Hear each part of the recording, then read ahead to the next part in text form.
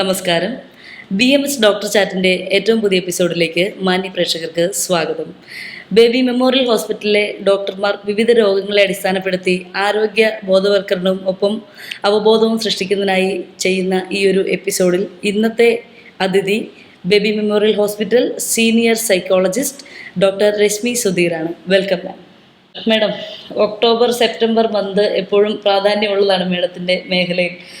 ഒക്ടോബറിൽ world mental health day വരുന്നു. ആദ്യമായി ചോദിക്കുകയാണ്, നമുക്ക് മാനസിക ആരോഗ്യം ശാരീരിക ആരോഗ്യത്തിനൊപ്പം തന്നെ പ്രാധാന്യമുള്ളതാണ്. സിംപ്ലി എന്താണ് മാനസിക ആരോഗ്യം എന്ന് പറയുന്നത്? ശാരീരിക ആരോഗ്യം എന്ന് പറയുന്നത് അഥവാ ഫിസിക്കൽ ഹെൽത്ത് എന്ന് ഉദ്ദേശിക്കുന്നത് ഒരാളുടെ ശരീരത്തെ മാത്രം കോൺസെൻട്രേറ്റ് ചെയ്തുള്ള ഹെൽത്ത്. അതിനെപ്പറ്റിയുള്ള ഡെഫിനിഷൻ ചോദിക്കുകയാണെങ്കിൽ എല്ലാവർക്കും സിമ്പിളായിട്ട് പറയാൻ കഴിയും. പക്ഷെ മാനസിക ആരോഗ്യം ഒരാളോട് നമ്മൾ ചോദിക്കുകയാണെങ്കിൽ ഒരു 100 പേരോട് ചോദിച്ചു നോക്കൂ, you will not get a consensus on that. സിമ്പിളായിട്ട് പറയുകയാണെങ്കിൽ മാനസിക ആരോഗ്യം എന്ന് പറഞ്ഞാൽ ഞാൻ എന്ന വ്യക്തിയുടെ peace with oneself and peace with others. അപ്പോൾ എനിക്ക് എന്നോട് തന്നെ സമാധാനം വരണം, ഞാൻ മറ്റുള്ള വ്യക്തികളോടും സമാധാനം ആചരിക്കണം. അപ്പോൾ ഇതിനെയാണ് മെൻ്റൽ ഹെൽത്ത് എന്നുള്ള സിമ്പിൾ ഒരു ലേമാൻ ഡെഫിനിഷൻ. പക്ഷേ ഇന്ന് പലരോടും നമ്മൾ ചോദിച്ചു നോക്കുകയാണെങ്കിൽ പല വ്യക്തികളും നമ്മളെ കാണാൻ വരുന്നുണ്ട്, ഹോസ്പിറ്റലായാലും കാണാൻ വരുമ്പോഴെല്ലാം അവർ ചോദിക്കുന്നത് ഫിസിക്കൽ ഹെൽത്തിനെ എല്ലാവരും കോൺസെൻട്രേറ്റ് ചെയ്യുന്നുണ്ട്. ചെറിയൊരു ചുമ വന്നു, അല്ലെങ്കിൽ ഒരു കയ്യിലൊരു തടിപ്പ് വന്നു, ചെറിയൊരു മുഴ വന്നു, എല്ലാവരും പെട്ടെന്ന് തന്നെ നമ്മളത് എവിഡൻ്റായിട്ട് കാണാം. അപ്പോൾ അതുകൊണ്ട് എല്ലാവരും വേഗം ഡോക്ടർമാരുടെ അടുത്തേക്ക് പോകുന്നു, കാണുന്നു, അതിൻ്റെതായ ടെസ്റ്റുകളും ബ്ലഡ് ടെസ്റ്റ് എല്ലാം എടുക്കുന്നു. ആ ബ്ലഡ് ടെസ്റ്റ് എല്ലാം നോർമൽ ആകുമ്പോഴത്തേക്കും നമുക്ക് മനസ്സിലാക്കാൻ പറ്റും നമ്മുടെ ഫിസിക്കൽ ഹെൽത്ത് ഓക്കെയാണ്. പക്ഷേ മെൻ്റൽ ഹെൽത്ത് അങ്ങനെയല്ല. മെൻ്റൽ ഹെൽത്തിനെ കാണാൻ സാധിക്കുന്നില്ല, നമുക്ക് അതിൻ്റെ പാരാമീറ്റേഴ്സിനെ കാണാൻ സാധിക്കാത്തത് കൊണ്ട് ഞാൻ എന്നും ഓക്കെ ആണെന്നാണ് എല്ലാവരുടെയും വിചാരം. അപ്പോൾ എന്നെ കാണാൻ വരുന്ന കുട്ടികളിൽ തന്നെ പല പ്രായത്തിലുള്ള കുട്ടികൾ വരും. അപ്പോൾ കഴിഞ്ഞ ദിവസം OPയിൽ വന്ന ഒരു കുട്ടി പറയുകയുണ്ടായി, എനിക്ക് കുറച്ച് ബുദ്ധിമുട്ടുകളുണ്ട്, അല്ലെങ്കിൽ എനിക്ക് കുറച്ച് പ്രയാസങ്ങളുണ്ട്, അത് പറയണമെങ്കിൽ എൻ്റെ മാതാപിതാക്കളോട് പറയാൻ എനിക്ക് സാധിക്കുന്നില്ല. കാരണം അവരെന്താ പറയുന്നത്, മാതാപിതാക്കൾ പറയുന്നത് അത് നിൻ്റെ തോന്നലാണ്, ഇത് നിൻ്റെ തോന്നലായിട്ട് കുറേ നാളുകളായി നീ പറയുന്നു, അതിനെ അവഗണിച്ച് വിട്ടേക്കുക, അതിനെ അങ്ങ് സൈഡ് ട്രാക്ക് ചെയ്ത് വിട്ടാൽ മതി എന്നുള്ളതാണ് നമ്മുടെ പ്രത്യേകിച്ചും കേരളത്തിൽ. പിന്നെ വേറൊരു കാര്യം ഞാനൊരു ഇത്രയും നാളത്തെ എൻ്റെ എക്സ്പീരിയൻസിൽ എനിക്ക് മനസ്സിലായത്, നമ്മളെല്ലാം പറഞ്ഞു ഗോഡ്സ് ഓൺ കൺട്രി എന്ന് പറയുന്നു, നമ്മളതിനെല്ലാം ഫോക്കസ് ചെയ്യുന്നുണ്ടെങ്കിലും മാനസിക ആരോഗ്യത്തിൽ ആരും തന്നെ ശ്രദ്ധ കൊടുക്കുന്നില്ല എന്നാണ് എൻ്റെ ഒരു കാഴ്ചപ്പാട്. മാത്രവുമല്ല പല വ്യക്തികളിൽ നിന്നും നമ്മൾക്ക് കിട്ടുന്ന ഒരു ഇൻസൈറ്റ്, എനിക്കൊരു ബുദ്ധിമുട്ടുണ്ടെന്ന് ഞാൻ പറഞ്ഞാൽ അതിനെ എൻ്റെ പണിഷ്മെൻ്റായിട്ടാണ് അത് കണക്കാക്കുന്നത്. അതായത് കഴിഞ്ഞ ദിവസം ഒരു പെൺകുട്ടി, ഒരു BCom വിത്ത് CMA പഠിക്കുന്ന ഒരു കുട്ടി കഴിഞ്ഞ ദിവസം വന്നപ്പോൾ എന്നോട് പറഞ്ഞു, എനിക്ക് പഠിക്കാൻ പറ്റുന്നില്ല, എൻ്റെ മെയിൻ കാര്യം പഠിക്കാൻ പറ്റുന്നില്ല. അപ്പോൾ വീട്ടിൽ കുറേ നാളായിട്ട് പറഞ്ഞുകൊണ്ടിരിക്കുകയാണ്, പഠിക്കാൻ കഴിയുന്നില്ല, ബുദ്ധിമുട്ടുണ്ട്, കോൺസെൻട്രേഷൻ കിട്ടുന്നില്ല, അറ്റൻഷൻ കിട്ടുന്നില്ല, ഇത്രയും മാത്രമേ അവർക്ക് അറിയുള്ളൂ. ബാക്കി പറയാൻ അവർക്കും അറിയില്ല, എന്താണ് പറയേണ്ടതെന്ന് അവർക്കും അറിയത്തില്ല. അപ്പോൾ ഈ പ്രായപൂർത്തിയായ ഒരു കുട്ടിയെന്ന് ഓർക്കണം, ഒരു 20 വയസ്സായ കുട്ടിയാണ് അമ്മയോട് പറയുന്നത് എനിക്ക് പഠിക്കാൻ പറ്റുന്നില്ല, കോൺസെൻട്രേഷൻ കിട്ടുന്നില്ല എന്ന് പറയുമ്പോൾ അമ്മ പറയുന്ന, മോളെ അത് നീ കുറേ നാളായി പറയുന്നുണ്ടല്ലോ, അപ്പോൾ നീ അത് സൈഡ് ട്രാക്ക് ചെയ്തങ്ങ് വിട്ടാൽ മതി, ആ തോട്ടിനെ കളഞ്ഞാൽ മതി. അത് മാത്രവുമല്ല വീണ്ടും പരിശോധിച്ച് നോക്കിയപ്പോൾ കുട്ടി പറയുന്നു, ഞാൻ വീണ്ടും എന്നെ തന്നെ പരിശോധിച്ച് നോക്കിയപ്പോൾ ഒരു സെൽഫ് അനാലിസിസ് എന്ന് പറയും നമ്മുടെ ഭാഷയിൽ, അതിന് മനസ്സിലായി കോൺസെൻട്രേഷനേക്കാൾ അപ്പുറമായിട്ട് എനിക്ക് ഒരു ടെക്സ്റ്റ് ബുക്സ് എല്ലാം എടുക്കുന്നു, പ്രൈവറ്റായിട്ടാണ് പഠിക്കുന്നത്, ബുക്ക് എടുക്കുമ്പോൾ വീണ്ടും ചിന്തകൾ അകത്തോട്ട് കയറി വരുന്നു. അപ്പോൾ ആ ചിന്തകൾ എന്ന് പറഞ്ഞാൽ എന്താ, തെറ്റായ ചിന്തകൾ. അതായത് ഞാൻ ബുക്ക് എടുത്തു കഴിഞ്ഞാൽ ഉടനെ എന്തെങ്കിലും അപകടം സംഭവിക്കുമോ, എനിക്ക് എൻ്റെ ബന്ധുക്കൾക്കോ എൻ്റെ കുടുംബക്കാർക്കോ എന്തെങ്കിലും അപകടം സംഭവിക്കുമോ. അപ്പോൾ ഈ ഒരു ചിന്ത ഉള്ളിൽ കിടക്കുക, പക്ഷേ ഇത് സ്വന്തം അമ്മയോട് പോലും പറയാൻ സാധിക്കുന്നില്ല. അപ്പോൾ ഇത് എൻ്റെ അടുത്ത് പറഞ്ഞപ്പോൾ ഞാൻ പറഞ്ഞു, നമുക്കിത് ഈ ഒരു ചിന്ത എന്ന് പറയുന്നത് നമുക്കൊരു ഒബ്സഷൻ എന്ന് പറയും, അതിൻ്റെതായ ടെസ്റ്റുകൾ നമുക്ക് കൊടുക്കേണ്ടതായിട്ടുണ്ട്, നമുക്ക് ആ ടെസ്റ്റിലേക്ക് പോകാമെന്ന് പറഞ്ഞപ്പോൾ ആ കുട്ടി ആദ്യം എന്നോട് ചോദിച്ചത്, ഇതെൻ്റെ അമ്മയോട് ഞാൻ ഇങ്ങനെ പറയും.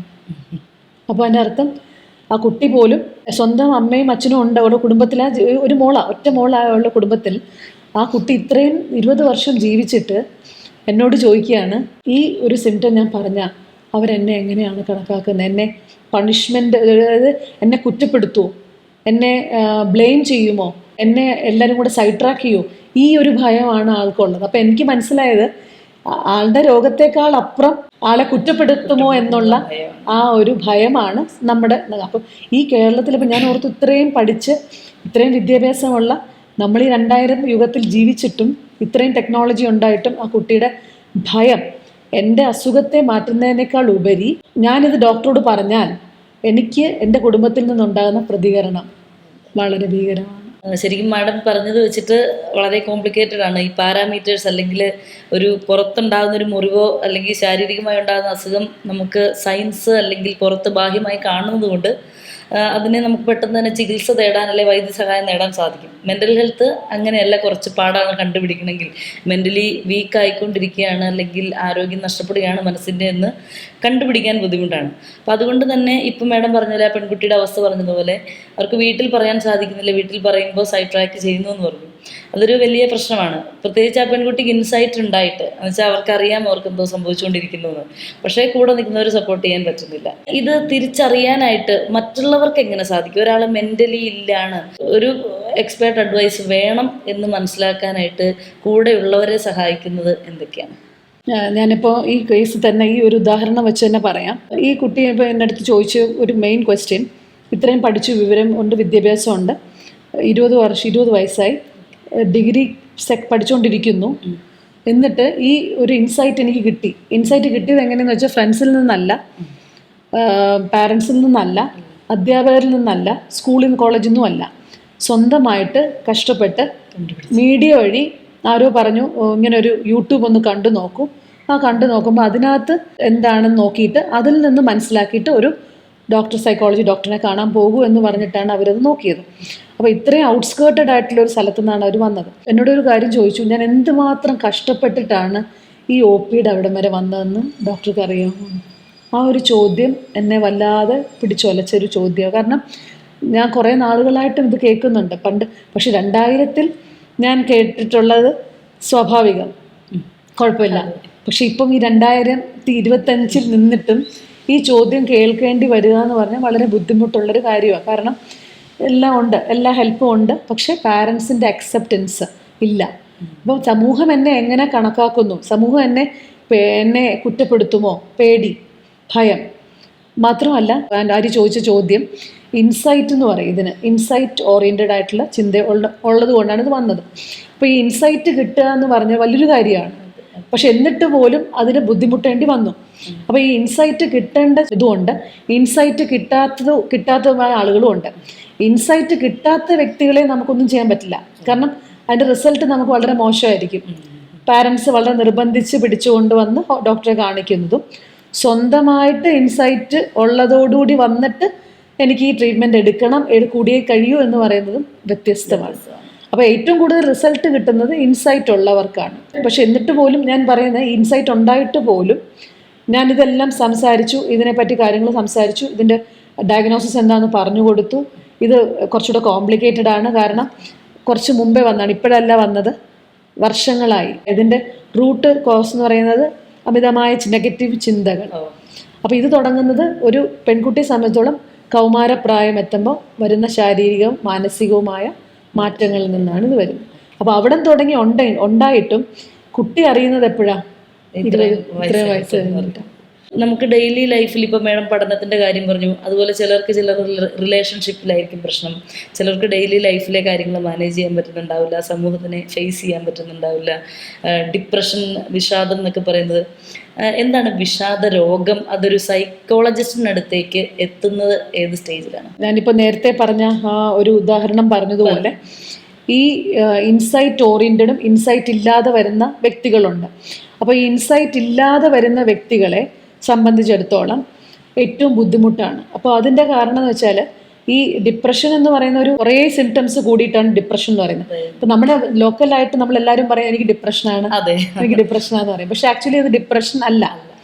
എല്ലാവർക്കും ദൈനംദിന ജീവിതത്തിൽ അനുഭവപ്പെടുന്ന വിഷമതകൾ അല്ലെങ്കിൽ സങ്കടം, ഒരു കാര്യം കേൾക്കുമ്പോൾ സങ്കടം വരിക, പെട്ടെന്ന് വിഷമം വരിക, അത് ഡിപ്രഷൻ നമുക്ക് പറയാൻ പറ്റത്തില്ല. ക്ലിനിക്കലി ഡിപ്രഷൻ എന്ന് പറയുന്നത് നമ്മൾ സമൂഹത്തിൽ നിന്നും പതിയെ ഒറ്റപ്പെടുന്ന ഒരവസ്ഥ, കുഞ്ഞു കുഞ്ഞു കാര്യങ്ങൾ കേൾക്കുമ്പോൾ പെട്ടെന്ന് വിഷമം, ഹൈപ്പർ സെൻസിറ്റിവിറ്റി, ചെറിയ കാര്യം കേട്ടാൽ പെട്ടെന്ന് ഫീൽ ചെയ്യുന്ന ഒരു അവസ്ഥ, കാര്യം പറയുമ്പോൾ പെട്ടെന്ന് കരയുക, അതുപോലെ ഭക്ഷണം, വിശപ്പ് തീരെ ഇല്ലാത്തൊരവസ്ഥ, തീരെ ഭക്ഷണം കഴിക്കേണ്ടെന്ന് തോന്നും.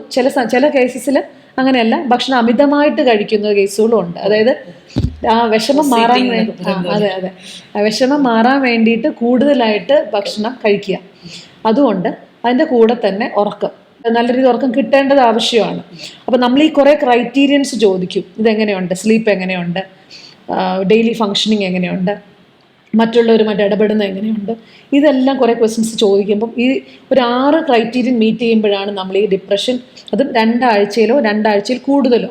അപ്പോൾ ഞാൻ ആദ്യം പറഞ്ഞു, ചെറിയ കാര്യങ്ങൾ പറയുമ്പോൾ വിഷമം വരിക, ചെറിയ ഹൈപ്പർ സെൻസിറ്റിവിറ്റി വരുന്നു, പെട്ടെന്ന് കരച്ചിൽ വരുന്നു, കാര്യങ്ങളെ അഭിമുഖീകരിക്കാൻ സാധിക്കാതെ വരുന്നു, കോൺസെൻട്രേഷൻ, അറ്റൻഷൻ കോൺസെൻട്രേഷൻ കുറയുന്നു, പഠിക്കുന്ന കുട്ടികൾക്കാണെങ്കിൽ പഠിക്കാൻ സാധിക്കുന്നില്ല, ജോലി കാര്യങ്ങളാണെങ്കിൽ ജോലി ചെയ്യാൻ സാധിക്കുന്നില്ല, പിന്നെ ഉറക്കക്കുറവ്, എല്ലാം കഴിഞ്ഞ് അവസാനം വരുന്ന നമ്മുടെ കുറച്ചും കൂടെ ഗ്രഡേഷൻ കൂടുന്ന സിംറ്റംസ് ആണ് മറ്റുള്ളവരുമായിട്ട് ഇടപെടാൻ പറ്റാത്ത അവസ്ഥ, സോഷ്യൽ വിഡ്രോവൽ എന്ന് പറയും. സമൂഹത്തിൽ നിന്നും പതിയെ ഉടനെ അല്ല, മെല്ലെ മെല്ലെ സമൂഹത്തിൽ നിന്നും പിന്തിരിയുന്ന ഒരവസ്ഥ. അതുപോലെ പണ്ട് ചെയ്തുകൊണ്ടിരുന്ന കാര്യങ്ങൾ, സന്തോഷകരമായ ചെയ്തുകൊണ്ടിരുന്ന കാര്യങ്ങൾ പലതും ഉണ്ടാവും. TV കാണുന്നത്, അല്ലെങ്കിൽ മൂവിക്ക് പോകുന്നത്, ഔട്ടിങ്ങിന് പോകുന്നത്, നൈറ്റ് ഡ്രൈവ് പോകുന്നത്, ഇതൊക്കെയാണ് ഇപ്പോഴത്തെ കുട്ടികളുടെ ഒരു കാഴ്ചപ്പാട്. അപ്പോൾ ഇതെല്ലാം ഉണ്ടായിട്ട് ഇതൊന്നും വേണ്ട എന്നൊരു ഫീലിങ്ങിലേക്ക് വരിക. പിന്നെ പാരൻസിനോട് സംസാരിക്കാൻ താല്പര്യമില്ലാതെ വരിക. ഇതെല്ലാം എവിഡൻസ് സിംറ്റംസ് ആണ്. എല്ലാം കഴിഞ്ഞ് ലാസ്റ്റിലോട്ട് വരുമ്പോൾ എനിക്ക് എന്നെപ്പറ്റി തന്നെ കോൺഫിഡൻസ് കുറയുക, ഇൻഫീരിയോറിറ്റി കോംപ്ലക്സസ് കൂടുതലായിട്ട് വരിക, എന്നെപ്പറ്റി തന്നെ ഞാൻ കൊള്ളില്ല, എന്നെ കൊണ്ടൊന്നിനും കൊള്ളില്ല, ഞാൻ എന്ന വ്യക്തിയെ കൊണ്ട് എല്ലാവർക്കും ഭാരമാവുന്നു, എന്നെ ആർക്കും ഇഷ്ടപ്പെടുന്നില്ല എന്നുള്ള തോന്നൽ അവസാനം വരുന്ന ഒരു സിംറ്റമാണ്. നമ്മൾ ഏറ്റവും അധികം ഊന്നൽ കൊടുക്കുന്ന ഒരു സിംറ്റം, എന്നെക്കുറിച്ചും മറ്റുള്ളവരെക്കുറിച്ചും ചിന്തിച്ചതിന് ശേഷം ആത്മഹത്യ ചെയ്യുന്ന ചിന്തകൾ.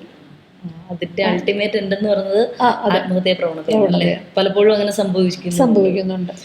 അതൊരു വലിയ പോയിന്റാണ് മേഡം പറഞ്ഞത്. കാരണം നമുക്കിപ്പോൾ പത്രവും അല്ലെ മാധ്യമങ്ങൾ തുറന്നു കഴിഞ്ഞാൽ ആദ്യം കാണുന്നതാണ് ചെറിയ കുട്ടികൾ നിസ്സാര കാരണങ്ങൾക്ക് ആത്മഹത്യ ചെയ്തു, മൊബൈൽ കൊടുത്തില്ല, നെറ്റ് കൊടുത്തില്ല, അല്ലെങ്കിൽ ഇവർക്ക് പുതിയ സൈക്കിൾ വാങ്ങി കൊടുത്തില്ല, ബൈക്ക് കൊടുത്തില്ല എന്നൊക്കെ പറഞ്ഞ് പണ്ട് നമ്മൾ പേരൻസ് ഒരു അടി വെച്ചിരുന്നാൽ തീർന്നു പോകുന്ന പ്രശ്നം ഇപ്പം അവരുടെ ജീവൻ തന്നെ പോകുന്ന അവസ്ഥയിലേക്കാണ്. അതിനെ ഈ ഡിപ്രഷൻ്റെ അവസാനം എത്തിയ പിള്ളേർ മാത്രമാണോ ഇങ്ങനെ ചെയ്തത്, അതോ മറ്റെന്തെങ്കിലും മാനസികമായിട്ടുള്ള ചലഞ്ചിൽ നിന്നാണോ ഈ ഒരു ആത്മഹത്യാ പ്രവണത? ഡിപ്രഷൻ മാത്രമാണോ, മറ്റെന്തെങ്കിലും കാരണങ്ങളുണ്ടോ? കുട്ടികളിലും കൂടുതലായിട്ട് ആത്മഹത്യാ പ്രവണതകൾ കാണുന്നുണ്ട്. കേരളത്തിൽ ഇപ്പോൾ ഏറ്റവും കൂടുതൽ ആത്മഹത്യാ പ്രവണത ഈ 13 മുതൽ 18 വയസ്സ് വരെയുള്ള കുട്ടികളിൽ കാണുന്നു. ഈയിടെ ഞാൻ കഴിഞ്ഞ ആഴ്ചയും പോലും ഒരു 3 കേസ് കണ്ടിട്ടാണ് ഇരിക്കുന്നത്. അതിൻ്റെ കാരണം മറ്റൊന്നുമല്ല, പാരൻസ് വഴക്ക് പറഞ്ഞു, സ്കൂളിൽ മാർക്ക് കിട്ടി, മാർക്ക് കുറഞ്ഞു, അപ്പോൾ ടീച്ചേഴ്സ് കുറച്ച് കാര്യങ്ങൾ സംസാരിച്ചു, കുറച്ച് പബ്ലിക്കായിട്ട്, പേഴ്സണലായിട്ടല്ല പബ്ലിക്കായിട്ട് സംസാരിച്ചു. അതിനുശേഷം വീട്ടിൽ ചെന്നപ്പോൾ വീട്ടിലും അമ്മ പാരൻസ് നല്ല രീതിയിൽ പ്രഷർ കൊടുത്തു. ആ ഒരൊറ്റ കാരണം കൊണ്ട് ആത്മഹത്യാ ശ്രമം നടത്തുകയുണ്ടായി.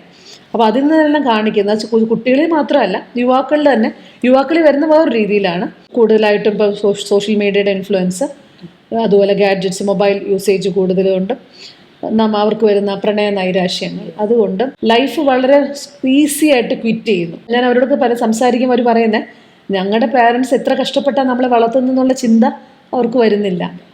എത്രത്തോളം വേഗം ഇതിൽ നിന്ന് ഒളിച്ചോടാൻ ശ്രമിക്കുന്നതായിട്ടാണ് പല വ്യക്തികളും യുവാക്കളും പറയുന്നത്. അപ്പോൾ ഈയിടെയായി യുവാക്കളിലും ആത്മഹത്യ പ്രവണത കൂടുതലായിട്ട് കാണുന്നുണ്ട്. വർക്ക് പ്രഷറും അല്ലേ? വർക്ക് പ്രഷറും ജോലി സ്ഥലത്തുണ്ടാകുന്ന പ്രഷർ, അത് ആരോട് ഷെയർ ചെയ്യാൻ പറ്റുന്നില്ല. ഈയിടെ ഒരു യൂട്യൂബ് ബ്ലോഗർ ആത്മഹത്യ ഉണ്ടായി. ഞാനത് കേസ് ഒത്തിരി വായിച്ചതിനോ വളരെ ഡീപ്പായിട്ടത് ഞാൻ സ്റ്റഡി ചെയ്തു. പക്ഷെ ശരിക്കും എനിക്ക് വിഷമം തോന്നി. കാരണം ആരോട് ഷെയർ ചെയ്യാനായിട്ട് ഇല്ല. അതാരോടും, അതായത് അദ്ദേഹം പല വിഷമതയോട് കടന്നുപോയി, പല സാമ്പത്തികമായ പ്രതിസന്ധി ഉണ്ടായിരുന്നു, സ്ട്രെസ്സസ് ഉണ്ടായിരുന്നു. പക്ഷെ അത് സ്വന്തം ഭാര്യയോട് പോലും പറയാനായിട്ട് അദ്ദേഹത്തിന് സാധിച്ചില്ല എന്നുള്ളതാണ്. അപ്പോൾ ഇവിടെ നമ്മുടെ അടുത്ത് വരുന്ന യുവാക്കളും പറയുന്നത്, എനിക്കൊരു കുട്ടിയായിട്ട് ഇഷ്ടമുണ്ട്, ഒരു ക്രഷ് ഫീലിംഗ് ഉണ്ടാവുന്നു, തുടർന്ന് അത് കണ്ടിന്യൂ ചെയ്യണമെന്ന് ആഗ്രഹമുണ്ട്. പക്ഷെ അവരത് വളരെ വേഗത്തിൽ അത് ഇട്ടിട്ട് പോകുമ്പോൾ ഇവർക്കുണ്ടാകുന്ന ബുദ്ധിമുട്ട്, അതായത് ഈ യുവാക്കളിൽ ഉണ്ടാകുന്ന ബുദ്ധിമുട്ട് വളരെ കൂടുതലാണ്. പെൺകുട്ടികളെക്കാളും സ്ട്രെസ് ടോളറൻസ് എന്ന് പറയും, മാനസിക സമ്മർദ്ദം താങ്ങാനുള്ള കഴിവ് പുരുഷന്മാരിൽ കുറവാണ്. കുറവാണ് എന്നാണ് ഞാൻ ഈ അടുത്തിടെയായിട്ട് യുവാക്കളിൽ നിന്നും മനസ്സിലായത്. ഞാൻ ഈയിടെ ഒരു പാനിക് അറ്റാക്കിനെ കുറിച്ച് ഒരു ലേഖനം എഴുതി. ഞാൻ അവർക്ക് യുവാക്കളുടെ ആത്മഹത്യയെ പറ്റി പറഞ്ഞാൽ എഴുതിയാലോ എന്ന് വരെ ചിന്തിച്ചിട്ടുണ്ട്. അത്രയും റെലവെന്റ് കാരണം ബോഡി ബിൽഡേഴ്സ്, ജിമ്മിൽ പോകുന്ന പല ട്രെയിനേഴ്സും എൻ്റെ ഒരു കാഴ്ചപ്പാട് അവർക്ക് നല്ല രീതിയിൽ മെന്റൽ ഹെൽത്ത് ഉണ്ടെന്നാണ് അങ്ങനെ ഞാൻ കണക്കാക്കിയിരുന്നത്.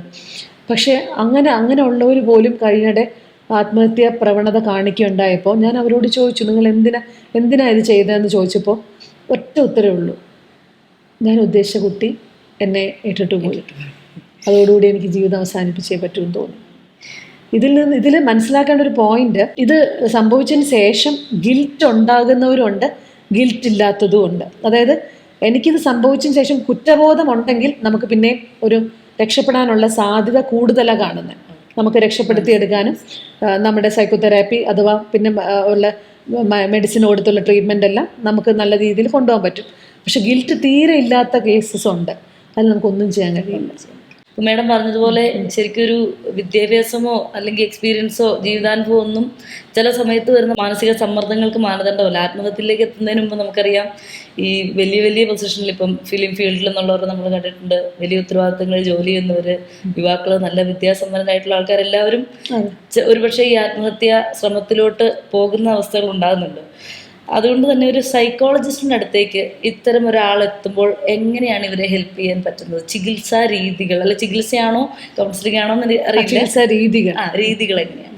യുവാക്കൾ ആണ് നമ്മുടെ അടുത്ത് വരുന്നതാണെങ്കിൽ, ഞാനിപ്പോൾ നേരത്തെ പറഞ്ഞ പോലെ ഇൻസൈറ്റ് ഓറിയൻറ്റഡ് ആയിട്ടാണ് വരുന്നതെങ്കിൽ, ഇൻസൈറ്റ് ഉള്ള ഒരാളാണ് വരുന്നതെങ്കിൽ നമുക്ക് അത്ര പെട്ടെന്ന് റിസൾട്ട് കിട്ടും. ഒരു 10-15 വർഷം മുന്നേ വരുന്ന വ്യക്തിയും ഇപ്പോൾ വരുന്ന വ്യക്തിയും ഡിഫറെൻ്റ് ആണ്. കാരണം 10 വർഷം മുന്നേ വന്ന വ്യക്തികൾക്ക് ഇതിനെപ്പറ്റി ഒരു ഐഡിയയും ഇല്ല. ഈ പറഞ്ഞ മെൻ്റൽ ഹെൽത്തിനെ പറ്റി ഐഡിയ കുറവാണ്. മാഡം, ഇൻസൈറ്റ് എന്ന് ഉദ്ദേശിക്കുന്നത് അവർക്ക് തന്നെ അവരെ കുറിച്ച് എന്തോ ഒരു മെന്റലി സ്ട്രഗിൾ ചെയ്യുന്ന ഒരു പ്രോബ്ലം ഉണ്ടെന്ന് ഇൻസൈറ്റ്, ഉൾക്കാഴ്ച. സുലൈമാൻ പറഞ്ഞു ഉൾക്കാഴ്ച. ഈ ഉൾക്കാഴ്ച ഉള്ളവരും ഉണ്ട്, ഇല്ലാത്തവരും ഉണ്ട്. അപ്പൊ നമുക്ക് ഏറ്റവും ചികിത്സിക്കാൻ എളുപ്പം എന്ന് പറയുന്നത് ഉൾക്കാഴ്ച ഉള്ളവരെയാണ്. അപ്പൊ ഞാൻ പറഞ്ഞ 15 വർഷം അല്ലെങ്കിൽ 10-15 വർഷം മുന്നേ വന്നുകൊണ്ടിരുന്ന വ്യക്തികള് വരുമ്പോൾ എനിക്ക് സ്ട്രഗിളാണ്. കാരണം ഞാനത് അരമണിക്കൂറല്ല, ഞാൻ മനസ്സിലാക്കിയെടുത്തോളം 1 മണിക്കൂറോളം എനിക്ക് വേണം ഇവരെ ഇൻസൈറ്റ് ഉണ്ടാക്കി കൊടുക്കാൻ. അതായത് നിങ്ങൾക്കൊരു പ്രശ്നം ഉണ്ടെന്നുള്ളത് ഞാൻ മനസ്സിലാക്കി കൊടുക്കാൻ തന്നെ എനിക്ക് 1 മണിക്കൂർ എടുക്കും. അവർ തന്നെ അക്സെപ്റ്റ് ചെയ്യാൻ. പിന്നെ ഞാൻ അതിൻ്റെ ചികിത്സാ രീതിയിലേക്ക് വരണം. അപ്പോൾ കുറച്ചും കൂടി പാടാണ്. പക്ഷെ ഇപ്പോൾ അങ്ങനെയല്ല, സോഷ്യൽ മീഡിയ നല്ല രീതിയിൽ, അപ്പോൾ അവിടെ നമുക്ക് സോഷ്യൽ മീഡിയ നല്ലൊരു പങ്ക് ഗുണം വഹിക്കുന്നുണ്ട്. മാത്രമല്ല ഇപ്പോഴത്തെ കുട്ടികൾ, ഞാനിപ്പം പല ഇടുക്കി സൈഡിൽ നിന്നൊക്കെ ഒത്തിരി കുട്ടികൾ വരുന്നുണ്ട്. പലരും ഒറ്റയ്ക്ക് വരുന്നവരുണ്ട്, യുവാക്കൾ വരുന്നുണ്ട്, യുവതികൾ വരുന്നുണ്ട്, ഡയറക്റ്റ് അപ്പോയിൻമെൻ്റ് എടുത്ത് നേരിട്ട് കാണാൻ വരുന്നുണ്ട്.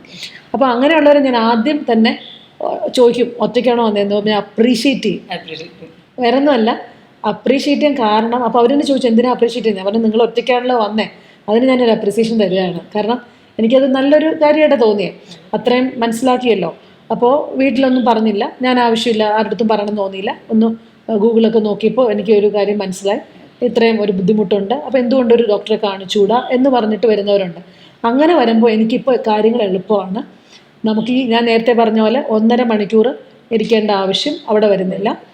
ഡയറക്റ്റ് നമ്മളുടെ അസുഖത്തിലേക്ക് വരുന്നു, ഡയഗ്നോസിസ് നമ്മൾ എന്താണെന്ന് തീരുമാനിക്കുന്നു, അതിനുള്ള ടെസ്റ്റുകൾ നമ്മൾ കൊടുക്കുന്നു. അതിനുശേഷം നമ്മൾ ചികിത്സാ രീതികൾ, തെറാപ്പി ആണെങ്കിൽ തെറാപ്പി, അല്ല മെഡിസിൻ്റെ ചികിത്സയാണെങ്കിൽ നമ്മൾ മെഡിക്കേഷന് അതിനുള്ള മാനദണ്ഡങ്ങളുണ്ട്. അതിനുള്ള ഓരോ ടെസ്റ്റിനും ഓരോരോ മാനദണ്ഡങ്ങളുണ്ട്. അത് വെച്ച് നമ്മൾ മരുന്ന് ചികിത്സയിലേക്ക് പോകുന്നു. അപ്പോൾ തീർച്ചയായിട്ടും ഒരു ഡോക്ടറിൽ ഇൻസൈറ്റോടെ എത്തിയ ഒരാളെ ഫലപ്രദമായ ഒരു സൈക്കോളജിക്കൽ സപ്പോർട്ട് നൽകി തിരിച്ച് കൊണ്ടുവരാൻ സാധിക്കുമോ? തീർച്ചയായിട്ടും ഒരു നല്ല രീതിയിൽ നമുക്ക് സൈക്കോളജിക്കൽ സപ്പോർട്ട് എന്ന് ഉദ്ദേശിക്കുന്ന അതിനേക്കാൾ ഉപരി നമുക്ക് ആദ്യം ഡയഗ്നോസിസിലേക്ക് നമ്മൾ വരും. അതായത് എന്താണ് ഇതിൻ്റെ പല ടൈപ്പ് ഓഫ് ഇതുണ്ടല്ലോ, ആങ്സൈറ്റി ഡിസോർഡേഴ്സ് ഉണ്ട്, ഡിപ്രഷൻ ഉണ്ട്, അല്ലെങ്കിൽ OCD പോലത്തെ രോഗങ്ങളുണ്ട്, പല ടൈപ്പ് ഉണ്ട്. അപ്പം ഇതിലെന്താണ് നമ്മളുടെ പ്രശ്നമെന്ന് കണ്ടുപിടിച്ചിട്ടുള്ള ടെസ്റ്റുകളുണ്ട്. അപ്പോൾ അതെല്ലാം നമ്മൾ കൊടുത്തതിന് ശേഷം നമ്മൾ അവർക്ക് തന്നെ മനസ്സിലാക്കി കൊടുക്കും, ഇത് ഇന്ന രീതിയിലാണ് നിങ്ങളുടെ ചിന്തകൾ പോകുന്നത്. അപ്പോൾ ഇത് ഇനി ഇത് വെച്ചുകൊണ്ടിരുന്നാൽ ദൈനംദിന ജീവിതത്തെ ബാധിക്കുന്നുണ്ടോ ഇല്ലയോ എന്നുള്ളതാണ് ചോദ്യം. അപ്പം നമ്മൾ തന്നെ അങ്ങോട്ട് ചോദിക്കും, ദൈനംദിന ജീവിതത്തെ ബാധിക്കുന്ന രീതിയിലാണ് ഇപ്പോൾ വരുന്നതെങ്കിൽ അവർക്ക് തന്നെ മനസ്സിലാവും എന്നെ കൊണ്ട് ഒട്ടും പറ്റത്തില്ല. ഉദാഹരണമായിട്ട് ഇപ്പോൾ പാനിക് അറ്റാക്ക് ഇപ്പോൾ വളരെയധികം കണ്ടുവരുന്ന ഒരു പ്രവണതയാണ്. അപ്പോൾ ഈ പാനിക് അറ്റാക്ക് എന്ന് പറയുന്നത് ഇപ്പോൾ യുവാക്കളിൽ ഇപ്പോൾ ഏറ്റവും കൂടുതൽ കാണുന്നു പാനിക് അറ്റാക്ക്. അപ്പോൾ അത് അവർക്ക് പറഞ്ഞു കൊടുക്കേണ്ട ആവശ്യമില്ല, കാരണം അവരത് എക്സ്പീരിയൻസ് ചെയ്ത് വരിക. അപ്പോൾ ഈ എക്സ്പീരിയൻസ് ചെയ്ത് വരുമ്പോൾ അവർക്ക് ബുദ്ധിമുട്ട് മനസ്സിലാക്കാൻ പറ്റുന്നുണ്ട്, എന്നാൽ അവർക്ക് എത്രയും വേഗം ചികിത്സ വേണം. അപ്പോൾ ആ സമയത്ത് നമുക്ക് എളുപ്പമാണ് കാര്യങ്ങൾ, എനിക്ക് ഏറ്റവും എളുപ്പമാണ്. കാരണം ഞാൻ കഴിഞ്ഞ ദിവസം OP-യിൽ ഒരാളോട് സംസാരിച്ചുകൊണ്ടിരിക്കുമായിരുന്നു. പാനിക് അറ്റാക്കായിട്ട് വന്നൊരു വ്യക്തിയാണ്. നേരെ കാഷ്വാലിറ്റി വന്നു, അത് കഴിഞ്ഞ് നമ്മുടെ അടുത്തേക്ക് കൊണ്ടുവന്നു. ഞാൻ സംസാരിച്ചുകൊണ്ടിരുന്നപ്പോൾ തന്നെ ഞാൻ പറഞ്ഞു, നമുക്കിങ്ങനെ ഉള്ള കാര്യങ്ങൾ ചെയ്യാനുള്ള ടൈം ഒരു 2-3 സെഷൻ കൊണ്ടൊന്നും നമുക്കിത് ശരിയാക്കാൻ പറ്റത്തില്ല. നമുക്കതിനുള്ള കാര്യങ്ങൾ ടെസ്റ്റുകളൊക്കെ നോക്കിയതിന് ശേഷം നമുക്കൊരു ഡോക്ടറെയും കൂടെ കണ്ട് മെഡിസിനും കൂടി ആവശ്യമെന്ന് പറയുമ്പോൾ ഉടനെ ചോദ്യം വരുന്ന ഇതാണ്, ഇപ്പോൾ ആര്യ പറഞ്ഞ പോലെ മരുന്ന് ചികിത്സ എത്ര പ്രശ്നമുണ്ടോ? ഞാൻ എന്തിനാ ഇവിടെ ഇത്രയും കഷ്ടപ്പെട്ട് ഞാൻ വന്നത് മരുന്ന് ചികിത്സയ്ക്ക് അല്ല. മരുന്ന് ചികിത്സ എന്ന് പറയുമ്പോൾ അവർക്ക് അത് പെട്ടെന്ന് അങ്ങോട്ട് ബുദ്ധിമുട്ടാണ്, അക്സെപ്റ്റ് ചെയ്യാൻ ബുദ്ധിമുട്ടാണ്. അവരുടെ മനസ്സിൽ ഒരു 3-4 സെഷൻ കൊണ്ട് കാണുന്നു, ഡോക്ടറെ കാണുന്നു, പോകുന്നു, അത്രയേ ഉള്ളൂ. റൂട്ടിലേക്ക് വരുമ്പോൾ നമുക്കറിയാൻ പറ്റും ഈ പാനിക് അറ്റാക്ക് കൂടുതലായിട്ട് അവരെ ദൈനംദിന ജീവിതത്തെ ബാധിക്കുന്നുണ്ട്. മാത്രമല്ല അവരുടെ ജോലിയിലേക്കും ബാധിക്കുന്നു, ജോലി ചെയ്യാൻ പറ്റുന്നില്ല. ഈ പാനിക് അറ്റാക്ക് മാം പറഞ്ഞു, പാനിക് അറ്റാക്കിന്റെ പ്രകടമായ ലക്ഷണങ്ങളുണ്ടോ? ഉണ്ട്, തീർച്ചയായിട്ടും. പാനിക് അറ്റാക്കിന്റെ ലക്ഷണങ്ങൾ എന്ന് പറയുന്നത് അമിതമായ ഭയം വരിക, വീണ്ടും വീണ്ടും ആവർത്തിച്ചുള്ള നെഗറ്റീവ് ചിന്തകൾ വരുന്നു. അതിനുശേഷം ഈ നെഞ്ചിലൊരു ബുദ്ധിമുട്ട്, നമ്മുടെ എന്താണോ നമ്മളെ ചിന്തകൾ കൂടുതലായതിനു ശേഷം ശരീരത്തിലേക്ക് അത് ബുദ്ധിമുട്ടായി വരുന്നു. കൈയുടെ അവിടെ നിന്ന് നമുക്ക് വേദന റേഡിയേറ്റ് ചെയ്യുന്നു. തീർത്തും കാണുമ്പോൾ നമുക്ക് പെട്ടെന്ന് കാണുമ്പോൾ പാൽപിറ്റേഷൻ ഉണ്ടാവുന്നു, ബോഡി മുഴുവൻ വേർക്കുന്നു. അപ്പൊ തീർച്ചയായിട്ടും ആളുകൾ തെറ്റിദ്ധരിക്കുന്നത് ശാരീരിക രോഗമാണ്, മനസ്സിന്റെ അല്ല. അതെ, തീർച്ചയായിട്ടും. എനിക്ക് ഒത്തിരി പേരും ഇതുപോലെ തെറ്റിദ്ധരിച്ച് യുവാക്കളിലാണ് ഇത് കൂടുതലായിട്ട് കാണുന്നത്. അപ്പം അത് കൂടുതലായിട്ട് മരുന്ന് ആദ്യം കാഷ്വാലിറ്റിയിലേക്ക് നേരെ കാർഡിയോളജിസ്റ്റിനൊക്കെ അടുത്തായിരിക്കും വരുന്നത്. കാരണം അവർ നോക്കുമ്പോഴത്തേക്കും ഫിസിക്കലായിട്ടുള്ളൊരു പ്രശ്നമാണെന്ന് വെച്ച് വരുന്നു. അവിടുത്തെ എല്ലാ ടെസ്റ്റുകളും കഴിഞ്ഞ് നോർമലാണെന്ന് മനസ്സിലാക്കി കഴിയുമ്പോഴാണ് നമ്മുടെ അടുത്തേക്ക് വരുന്നത്. അപ്പോൾ പിന്നെ എനിക്ക് എളുപ്പമാണ്, കാരണം ഇത് വന്നു കഴിഞ്ഞിട്ടുള്ളത് കൊണ്ട്. കഴിഞ്ഞ ദിവസം ഒരു OP വന്ന കേസ് ഞാൻ പറഞ്ഞതിൽ സംസാരിച്ചുകൊണ്ടിരുന്നപ്പോൾ ഞാൻ പറഞ്ഞു, നമുക്ക് അഡ്മിഷൻ എടുക്കേണ്ടി വരും, അല്ലെങ്കിൽ നമുക്ക് കിടത്തി ചികിത്സ വേണ്ടി വരും എന്ന് പറഞ്ഞപ്പോൾ അക്സെപ്റ്റ് ചെയ്യാൻ പറ്റിയില്ല, കാരണം അങ്ങോട്ടൊന്നും പോകുന്നില്ല അവർ. അപ്പോൾ ഇങ്ങനെ സംസാരിച്ചുകൊണ്ടിരുന്നപ്പോൾ തന്നെ ഒരു എപ്പിസോഡ് ഉണ്ടായി. അപ്പോൾ ഞാൻ അദ്ദേഹത്തിൻ്റെ വൈഫിനോട് പറഞ്ഞു, എനിക്കിപ്പോൾ മനസ്സിലായി മാഡം പറഞ്ഞ കാര്യങ്ങൾ ഇത്രത്തോളം കൂടുതലായി വരുന്നതെന്ന് മനസ്സിലായതുകൊണ്ട് നമുക്ക് അഡ്മിഷൻ എടുക്കാം. അപ്പോൾ അതുപോലെ തന്നെ ഇത്രയും നേരം നമ്മൾ സംസാരിച്ചത് ഡിപ്രഷൻ അല്ലെ ആളുകളുടെ വിഷമം കൂടുതൽ ഉൾവലിവിലേക്ക് പോകുന്നൊരു പ്രവണതകളെ പറ്റിയാണ്. ഇതിന്റെ തന്നെ ഒരു ഓപ്പോസിറ്റ് റിയാക്ഷൻ ആണല്ലോ ദേഷ്യ കൂടുതൽ. ആളുകൾ വികാര നിയന്ത്രിക്കാനാവാതെ പൊട്ടിത്തെറിക്കുന്ന ആളുകളുണ്ട്, അങ്ങനെ അവർക്ക് പ്രശ്നങ്ങൾ വരുന്ന ജീവിതത്തിൽ. അത് ആങ്കർ മാനേജ്മെന്റ് അതെങ്ങനെ ചെയ്യാൻ പറ്റും? അതിനുള്ള ടിപ്സ് പറയാൻ പറ്റുമോ? ഞാനിപ്പോൾ നേരത്തെ പറഞ്ഞ പോലെ തന്നെ ഇമോഷൻസ് ആർ ലൈഫ് സേവേഴ്സ് എന്ന് പറഞ്ഞു. അപ്പോൾ ഈ ഇമോഷൻസ് നല്ല രീതിയിൽ എക്സ്പ്രസ് ചെയ്യണം എന്നാണ് നമ്മൾ പറഞ്ഞു കൊടുക്കുന്നത്. അപ്പോൾ ഇമോഷൻസ് സങ്കടം വരാം, സന്തോഷം വരാം, ദേഷ്യം വരാം. ഈ ദേഷ്യം വരുന്നത് സ്വാഭാവികമാണ്, അതിന് നമുക്കൊരിക്കലും ഒരു പണിഷ്മെൻ്റ് ആയിട്ടൊന്നും പറയാൻ പറ്റത്തില്ല. അപ്പോൾ ദേഷ്യം വരുന്നത് സ്വാഭാവികം, അതിനെ എങ്ങനെ കൈകാര്യം ചെയ്യുന്നു എന്നുള്ളതാണ് നമ്മൾ ശ്രദ്ധിക്കേണ്ടത്. അപ്പോൾ എനിക്കിപ്പോൾ ഒരു കാര്യം കേൾക്കുമ്പോൾ ദേഷ്യം വന്നു, അല്ലെങ്കിൽ ഇപ്പം കുട്ടികൾക്ക് തന്നെ പെട്ടെന്ന് ദേഷ്യം വരുന്നു, അതിനെങ്ങനെ നമ്മൾ കൈകാര്യം ചെയ്യുന്നു അനുസരിച്ചിരിക്കും. അപ്പം ദേഷ്യത്തെ നമുക്ക് കൺട്രോൾ ചെയ്യാനുള്ള കുറച്ച് കാര്യങ്ങളുണ്ട്, ഇൻസൈറ്റ് ടിപ്സ്. അതായത് ഞാൻ എന്നെ തന്നെ പരിശോധിച്ച് നോക്കുക. ഞാനിപ്പോൾ ഒരു ഇമോഷൻ വന്നു, ആ ഇമോഷനെ ഞാൻ തന്നെ സ്വയം പരിശോധിച്ച് നോക്കുക, എനിക്കിപ്പോൾ ഇത് വരേണ്ടതാണോ? അതോ സെൽഫ് ഇവാലുവേഷൻ എന്ന് പറയും. അപ്പോൾ ഈ സെൽഫ് ഇവാലുവേഷൻ നമ്മൾ നടത്തി കഴിഞ്ഞാൽ നമുക്കറിയാൻ പറ്റും, എനിക്കിപ്പോൾ വന്ന ആങ്കർ ആവശ്യമില്ല, പെട്ടെന്ന് വന്നൊരു ആങ്കറാണ്, അപ്പോൾ ഞാൻ അത് ചെയ്യണോ വേണ്ടയോ എന്ന് നമ്മൾ റീതിങ്ക് ചെയ്യേണ്ട ഒരു പ്രക്രിയയുണ്ട്. ഉണ്ടാക്കാവുന്ന പ്രത്യാഘാതങ്ങളുണ്ട്. അപ്പം മിക്ക യുവാക്കളിലും കാണുന്നത് ഇത് കുറവാണ്. അതാണ് ഞാൻ പറയും മെൻ്റൽ സ്ട്രെസ് ടോളറൻസ് എന്ന് പറയും. ഈ സ്ട്രെസ് ടോളറൻസ് കുറയുന്നത് വഴി ആങ്കർ ഇഷ്യൂസ് കൂടും. അപ്പോൾ അവർക്ക് സമ്മർദ്ദങ്ങളെ നേരിടാൻ കഴിയുന്നില്ല. സമ്മർദ്ദങ്ങളെ നേരിടാൻ കഴിയാത്തത് കൊണ്ട് പെട്ടെന്ന് ഒരു പൊട്ടിത്തെറിച്ചു പോകും വികാര പ്രകടനങ്ങൾ. അപ്പോൾ പല സ്ഥലത്തും നമ്മുടെ കൗമാരക്കാർക്ക് തന്നെ ജോലി സാധ്യതകളെല്ലാം പ്രശ്നം വരുന്നത് ഈ വികാരം കറക്റ്റായിട്ട് നിയന്ത്രിക്കാൻ പറ്റാത്തതാണ്. ഇത് നമുക്ക് ചെറുപ്പത്തിലേ അവരെ ട്രെയിൻ ചെയ്യാൻ പറ്റും.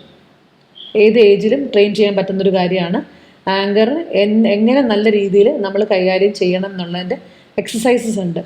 ആ എക്സസൈസ് ഞാൻ നേരത്തെ പറഞ്ഞ പോലെ ഗൈഡഡ് സൊമാറ്റോ റിലാക്സേഷൻ എന്ന് പറയുന്ന എക്സസൈസസ് ചെയ്യുന്നത് വഴി നമ്മുടെ ആങ്കറിനെ നമുക്ക് നല്ല രീതിയിൽ മാറ്റിയെടുക്കാൻ പറ്റും. അതായത് നമ്മൾക്ക് വേറെ രീതിയിലേക്ക് അതിനെ കൊണ്ടുപോകാൻ പറ്റും.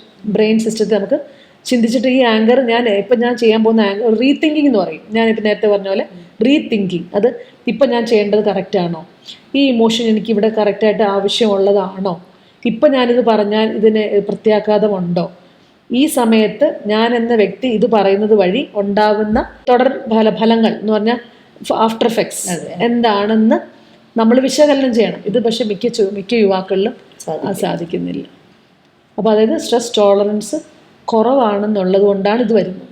അത് കൂടിയാൽ ഒരു സൈക്കോളജിസ്റ്റിനെ തീർച്ചയായും ഹെൽപ്പ് ചെയ്യാൻ സാധിക്കും. സൈക്കോളജിസ്റ്റുകളുടെ ഇടപെടൽ പൊതുസമൂഹത്തിനെ സമഗ്രമായി ചേർത്തുകൊണ്ട് നമുക്ക് എങ്ങനെ നടത്താം? ഇപ്പോൾ സ്കൂൾ വിദ്യാലയങ്ങളാണേലും ഓഫീസുകളാണേലും പൊതുസമൂഹത്തിലെ നാനാതുറയിൽപ്പെട്ട സംഘടനകളിൽ കൂടെ ആണെങ്കിലും ആളുകളിൽ മെൻ്റൽ ഹെൽത്ത് വർദ്ധിപ്പിക്കുന്നതിന് അല്ലെങ്കിൽ മെൻ്റലി ഹെൽത്തി ആയിട്ടൊരു ജനതയെ വാർത്തെടുക്കുവാനായിട്ട് നമുക്ക് എങ്ങനെ സൈക്കോളജിസ്റ്റുകളുടെ ഇടപെടൽ മുഖേന സാധിക്കും? ഞാനിപ്പം മനസ്സിലാക്കുന്നിടത്തോളം ഇത് തുടങ്ങേണ്ടത് ചെറുപ്പത്തിലേ തുടങ്ങേണ്ടതാണ്. ഒരു വ്യക്തി സമൂഹത്തിലേക്ക് പോകുന്നതിന് മുൻപേ ആദ്യം കാണുന്നത് വീടാണ്. അപ്പോൾ നമ്മുടെ വീട്ടിൽ തന്നെ ഇത് നമ്മൾ തുടങ്ങുകയാണെന്നുണ്ടെങ്കിൽ ഏറ്റവും അവിടുന്ന് തന്നെ ബേസ് എന്ന് പറയും, ബേസിൽ തന്നെ തുടങ്ങുകയാണെങ്കിൽ വളരെ നല്ലതായിരിക്കും. മാതാപിതാക്കൾ നല്ലൊരു പങ്ക് ഇതിന് വഹിക്കുന്നുണ്ട്. അവർ നല്ല രീതിയിൽ ഇപ്പം നമ്മൾ പറയുന്ന main basic necessities of life എന്ന് പറഞ്ഞാൽ ഭക്ഷണം, വസ്ത്രം, ബാക്കി കാര്യങ്ങളെല്ലാം സാധിപ്പിച്ചു കൊടുക്കുക എന്നുള്ളതാണ് നമ്മുടെ ഇന്നത്തെ ഒരു അജണ്ട. അപ്പോൾ എല്ലാ കാര്യങ്ങളും സാധിപ്പിച്ചു കൊടുക്കേണ്ട എന്നുള്ളതാണ് എൻ്റെ ഒരു കാഴ്ചപ്പാട് ഞാൻ പറയുന്നത്. കാരണം എല്ലാം സാധിപ്പിച്ചു കൊടുക്കുന്നത് വഴി ആ കുട്ടി അല്ലെങ്കിൽ ആ വ്യക്തി, ഒരു കൗമാരപ്രായക്കാരൻ അല്ലെങ്കിൽ കുഞ്ഞുകുട്ടി മനസ്സിലാക്കുന്നില്ല എൻ്റെ അപ്പനെല്ലാം ചെയ്തു തരാൻ പറ്റും എന്ന കുട്ടി കുഞ്ഞിലെ വിചാരിക്കുന്നു. കൗമാരം എത്തുമ്പോഴും അത് തന്നെ വിചാരിക്കുന്നു. അപ്പോൾ ഈയിടെ ഒരു പയ്യൻ എന്നോട് ചോദിക്കുകയുണ്ടായി, എൻ്റെ മുമ്പിൽ നിന്ന് ചോദിച്ചു, എൻ്റെ അപ്പൻ ഇപ്പോൾ എന്നോട് കുറച്ച് ഡിമാൻഡ്സ് ഇടുന്നു. ഞാൻ അന്ന് കുറേ ഡിമാൻഡ്സ് അങ്ങോട്ടിട്ടു, അത് സാധിച്ചില്ല. ഇന്ന് പുള്ളി എന്നോട് ഇങ്ങോട്ട് കുറച്ച് ഡിമാൻഡ്സ് ഇടുന്നു, അതെനിക്ക് എങ്ങനെ സാധിപ്പിച്ചു കൊടുക്കാൻ പറ്റും? അതായത് ഈ ഡിമാൻഡ്സ് നമ്മൾ പണ്ട് ഇട്ട് കൊടുക്കുന്നത് നമ്മൾ തന്നെയാണ്. അതായത് അല്ലേ, പാരൻസാണ് ഈ ഡിമാൻഡ്സ് എല്ലാം സാധിപ്പിച്ചു കൊടുക്കുന്നത്. അപ്പോൾ സാധിപ്പിച്ചു കൊടുത്ത് നമ്മളൊരു സ്റ്റേജ് വരെ എത്തിച്ചിട്ട് പിന്നെ നമ്മൾ പെട്ടെന്ന് വിഡ്രോ ചെയ്തിട്ട് എനിക്കത് പറ്റില്ല ഇത് പറ്റില്ല എന്ന് പറയുമ്പോൾ ആ കുട്ടി അങ്കലാപ്പിലാവുകയാണ് ചെയ്യുന്നത്. അപ്പോൾ ചെറുപ്പത്തിലേ നമുക്കിത് നല്ല രീതിയിൽ ഈ പറഞ്ഞ പോലെ എല്ലാം സാധിപ്പിച്ചു കൊടുക്കുക എന്നുള്ളത് മാറ്റി എനിക്കിപ്പോൾ എന്തൊക്കെ പറ്റും, എനിക്ക് എന്തൊക്കെ സാധിക്കും, എനിക്ക് എന്തൊക്കെ സാധിക്കില്ല, ഇത് നമ്മൾ കുട്ടികളിൽ നല്ല രീതിയിൽ അവബോധം സൃഷ്ടിക്കുകയും തുടർന്ന് അവർ കോളേജിൽ പല പല സ്ഥലങ്ങളിൽ പോവുകയും ചെയ്യുമ്പോൾ അവർക്കറിയാം എൻ്റെ ബുദ്ധിമുട്ടുകൾ എന്തൊക്കെയാണ്, എൻ്റെ കുടുംബത്തിലുണ്ടാകുന്ന ബുദ്ധിമുട്ടുകൾ എന്താ, അതൊരു ഇൻസൈറ്റാണ്. അപ്പോൾ എനിക്ക് തന്നെ എന്നെക്കുറിച്ചൊരു മാർക്കിടാൻ പറ്റും, എനിക്കിത് ഇങ്ങനത്തെ കാര്യങ്ങളൊന്നും പറ്റില്ല. അപ്പോൾ ഈ സമൂഹത്തിന് നല്ല രീതിയിൽ നമുക്കിതിനകത്ത് പങ്കുവഹിക്കാൻ കഴിയും. ടീച്ചേഴ്സിനും മാതാപിതാക്കൾക്കും സൊസൈറ്റിക്കും സമൂഹത്തിന് നല്ല രീതിയിൽ ഇത് പങ്കുവഹിക്കാൻ കഴിയും. മാനസികാരോഗ്യ അവബോധ ക്ലാസ്സുകളും അല്ലെങ്കിൽ വിദഗ്ധ അഭിപ്രായം എപ്പോഴും നല്ലതായിരിക്കും. അതെ മേഡം, അപ്പോൾ ഇത്ര നേരം സംസാരിച്ചതിൽ യുവാക്കളുടെയും കുട്ടികളുടെയും ഒക്കെ കാര്യം പറഞ്ഞു, ഡിപ്രഷൻ, പാനിക് അറ്റാക്ക്, മാനസികാരോഗ്യമില്ലായ്മ എല്ലാം പറഞ്ഞു. അപ്പോൾ മൊത്തത്തിൽ ആളുകൾ, പല കാറ്റഗറിയിലുള്ള ആളുകൾ സ്ട്രഗിൾ ചെയ്തുകൊണ്ടിരിക്കുന്ന ഒരു വലിയ വിഷയം തന്നെയാണ്. അപ്പോൾ ഒരു സൈക്കോളജിസ്റ്റിനെ സംബന്ധിച്ചിടത്തോളം കൊടുക്കാൻ പറ്റുന്ന ഒരു ടിപ്സ് ഉണ്ടോ? നമുക്ക് ഡെയിലി ലൈഫിൽ മാനസിക ആരോഗ്യം നിലനിർത്തിക്കൊണ്ട് പോകാൻ, ഹാപ്പിയായി ജീവിക്കാൻ പറ്റുന്ന ടിപ്സ് പറയാനായിട്ടുണ്ടോ? യുവാക്കളോട് എനിക്ക് പറയാനുള്ള ഒരു മെസ്സേജാണ്, സ്മോൾ വിൻ മാറ്റേഴ്സ് എന്ന് പറഞ്ഞാൽ ചെറിയ ചെറിയ കാര്യങ്ങൾ ചെയ്യുന്നത് വഴി നമ്മളുടെ സെൽഫ് എസ്റ്റീം കൂടുന്നു. അതായത് ഇപ്പോൾ നമ്മൾ പറയും, ഇപ്പം പാരൻസ് ആയാലും കുട്ടികളോട് പറയും കുറേ പഠിക്കാനുണ്ട്, നീ കുറേ പഠിച്ചോ, ഒത്തിരി കാര്യങ്ങൾ പഠിക്കാനുണ്ട്. പക്ഷേ കുറേ കാര്യങ്ങൾ പഠിക്കാനുണ്ടെന്ന് പറയുന്നതിനേക്കാൾ ഉപരി കുഞ്ഞു കുഞ്ഞു കാര്യങ്ങൾ ദൈനംദിനമായിട്ട് ചെയ്തു തുടങ്ങിയാൽ, കൺസിസ്റ്റൻസി ആയിട്ട് ചെയ്തു തുടങ്ങിയാൽ നമുക്ക് നമ്മുടെ തന്നെ മനസ്സിന് തന്നെ സന്തോഷം നൽകുന്ന ഒരു ഡോപ്പമിൻ ലെവൽസ് കൂടാൻ ചാൻസസ് ഉണ്ട്. അതായത് മനസ്സിന് തന്നെ നമുക്ക് സന്തോഷം കിട്ടുന്ന കാര്യങ്ങളുണ്ട്. അപ്പോൾ ഒരു വ്യക്തി തീരുമാനിക്കണം, എൻ്റെ മൈൻഡ് ഹെൽത്തി ആക്കണം എന്നുള്ളത് ആ വ്യക്തിയാണ് തീരുമാനിക്കേണ്ടത്. ഒരു യുവാവാണെങ്കിൽ പറയാം, ചെറിയ കാര്യം എന്ന് ഉദ്ദേശിക്കുന്നത് ഇപ്പോൾ കറക്റ്റായിട്ട് ഇപ്പം ഒരു ഡെയിലി റൂട്ടീൻ കറക്റ്റ് ആക്കാം. മിക്ക യുവാക്കളെയും പറ്റി പാരൻസ് പറയുന്ന കംപ്ലൈൻ്റ് ആണ് രാവിലെ എഴുന്നേക്കില്ല. ഈയിടെയും കൂടി ഞാൻ കേട്ട ഒരു അമ്മ, കഴിഞ്ഞ ദിവസം കൂടി അമ്മ പറഞ്ഞാണ്, എൻ്റെ മോൻ കറക്റ്റായിട്ട് എഴുന്നേൽക്കുന്നില്ല, അവൻ്റെ രാവിലെ രാത്രിയുമാണ്. അതായത് പഠിച്ചുകൊണ്ടിരുന്ന കുട്ടിയാണ്, എഞ്ചിനീയറിംഗ് സ്റ്റുഡൻ്റാണ്. പക്ഷെ രാത്രി അവൻ കുറേ നേരം പഠിത്തം കഴിഞ്ഞിട്ട് ബാക്കി ടൈം മുഴുവൻ മൊബൈൽ യൂസേജ് കൊണ്ട് അല്ലെങ്കിൽ ഗെയിം അഡിക്ഷൻ ഉണ്ട്. ഈ ഗെയിംസ് അഡിക്ഷൻ ഉള്ളതുകൊണ്ട് ഗെയിം കണ്ട് കഴിഞ്ഞ് ലേറ്റ് നൈറ്റ് കിടക്കുന്നു. അപ്പോൾ 2:30 മണിക്ക്, അപ്പോൾ 2:30 മണിക്കായിരിക്കും കുളിക്കുന്നത്. രാവിലെ വൈകുന്നേരം കുളിക്കേണ്ടത് 2:30 മണിക്ക് രാത്രി കുളിക്കുന്നു. അതിനുശേഷം പിന്നെ രാവിലെ മോർണിംഗ് എഴുന്നേൽക്കുന്ന കോളേജിൽ പോകണം. അങ്ങനെ റുട്ടീൻ കറക്റ്റ് ആക്കേണ്ട കുറേ കാര്യങ്ങളുണ്ട്. അപ്പോൾ അത് സ്മോൾ വിൻ മാറ്റേഴ്സ് എന്ന് പറഞ്ഞത് കുഞ്ഞു കുഞ്ഞു കാര്യങ്ങൾ കറക്റ്റായിട്ട് ചെയ്യുന്നത് വഴി നമ്മുടെ ഡോപ്പമിൻ ലെവൽസ് കൂട്ടാൻ പറ്റും. മനസ്സിന് സന്തോഷം കിട്ടും. നമുക്ക് തന്നെ നമ്മളെക്കുറിച്ചുള്ള സെൽഫ് എസ്റ്റീം എന്ന് പറയും. നമ്മളെക്കുറിച്ച് മതിപ്പ് തോന്നുക, സെൽഫ് എസ്റ്റീം എന്നാണ് അതിന് പറയുന്നത്. അത് നമുക്ക് തന്നെ മതിപ്പ് തോന്നും. അപ്പോൾ അതുവഴി നമുക്ക് നല്ല ഒരു ഇൻഡിവിജ്വലായിട്ട്, അതായത് ആ വ്യക്തിയാണ് വിചാരിക്കേണ്ടത്, അല്ലാതെ അമ്മയോ മാതാപിതാക്കളോ കൊളീഗ്സോ അല്ല വിചാരിക്കേണ്ടത്. ഞാനെന്ന വ്യക്തിയാണ് എൻ്റെ മെൻ്റൽ ഹെൽത്തിനെ ഇമ്പ്രൂവ് ചെയ്യണമെന്ന് തീരുമാനിക്കുന്നത്. പിന്നെ വേറൊരു ടിപ്പ് പറയുവാണെങ്കിൽ, നമ്മുടെ ഇമോഷൻസ് നമ്മുടെ ലൈഫ് സേവർ എന്നാണ് പറയുന്നത്. അതായത് സങ്കടം വരുന്നത് സ്വാഭാവികം, സന്തോഷം വരുന്നത് സ്വാഭാവികം. പക്ഷേ ഈ സന്തോഷം വരുന്നത് നല്ല രീതിയിൽ ഉപയോഗിക്കുക. സങ്കടം വരുന്നത് നമുക്ക് എക്സ്പ്രസ് ചെയ്യുക, അതായത് ഈ അടക്കി വെക്കാതെ. അതായത് പല ഇമോഷൻസ് ഇപ്പം സപ്രസ്ഡ് ആയിട്ട് വെക്കുന്നു. അമ്മയോട് പറയാൻ പറ്റുന്നില്ല, കൊളീഗ്സിനോട് പറയാൻ പറ്റുന്നില്ല, അവരെന്ത് വിചാരിക്കും, എന്നെക്കുറിച്ച് മോശമായിട്ട് അവർ വിചാരിച്ചാലോ എന്നുള്ള പേടി പറയുമല്ലോ. അപ്പോൾ ഇതെല്ലാം സപ്രസ്ഡ് ഇമോഷൻസ് എന്ന് പറയും.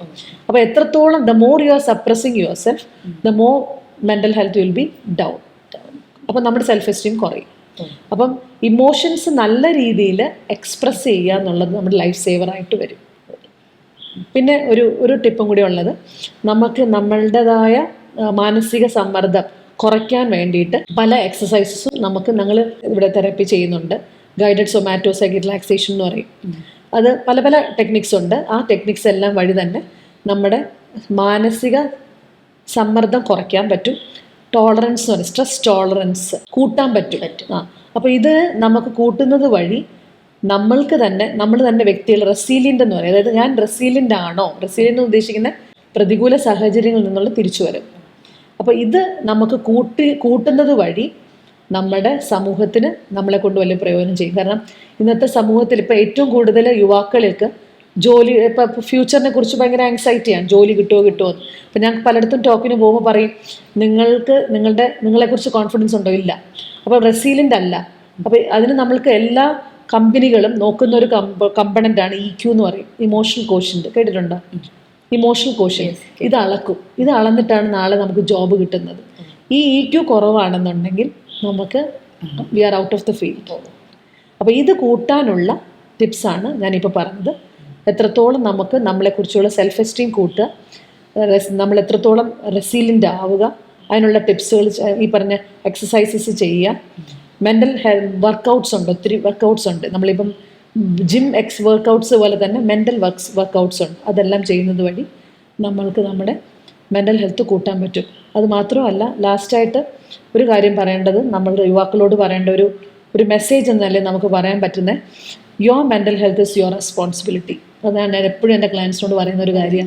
ഞാൻ അവരെ കൊണ്ട് പറയും, ഞാൻ കോളേജിലൊക്കെ ക്ലാസ് എടുക്കാൻ പോകുമ്പോൾ അവരെ കൊണ്ട് പറയിക്കും, ഒരു ഓത്തായിട്ട് പറയും. കാരണം ഇത് എൻ്റെ ആവശ്യമാണ്, ഇത് എൻ്റെ കൂട്ടുകാരിയുടെ ആവശ്യവും എൻ്റെ മാതാപിതാക്കളുടെ ആവശ്യവും അധ്യാപകരുടെ ആവശ്യമല്ല. My mental health is my responsibility. Okay, നല്ല അറിവായിരുന്നു. മാനസികാരോഗ്യവുമായി ബന്ധപ്പെട്ട് ഒരുപാട് കാര്യങ്ങൾ ഡോക്ടർ നമ്മളോട് ചർച്ച ചെയ്തു. അതിലേറ്റവും ഊന്നി പറഞ്ഞ ഒരു കാര്യം, എൻ്റെ മാനസികാരോഗ്യം എൻ്റെ ഉത്തരവാദിത്തമാണെന്നാണ്. നമ്മളോടും സമാധാനമായിട്ടിരിക്കുക, മറ്റുള്ളവരോടും ഇരിക്കുക. അപ്പോൾ സൊസൈറ്റിയുടെ, ഇപ്പോൾ ജനതയുടെ മാനസികാരോഗ്യത്തിൽ വലിയ മാറ്റങ്ങളുണ്ടാവും. മെൻ്റലി ഹെൽത്തിയായ മാനസികാരോഗ്യമുള്ളൊരു തലമുറ നമുക്കുണ്ടാകും എന്ന ശുഭപ്രതീക്ഷയോട് കൂടിയാണ് ഡോക്ടർ ക്ലാസ് അവസാനിപ്പിച്ചിരിക്കുന്നത്. അപ്പോൾ തീർച്ചയായിട്ടും ഈ ഒരു എപ്പിസോഡ് നിങ്ങൾക്ക് പ്രയോജനപ്പെട്ടു എന്ന് കരുതുന്നു. പ്രാധാന്യമുള്ള മറ്റൊരു വിഷയമായി കാണും വരെ, this is Arya boss signing off.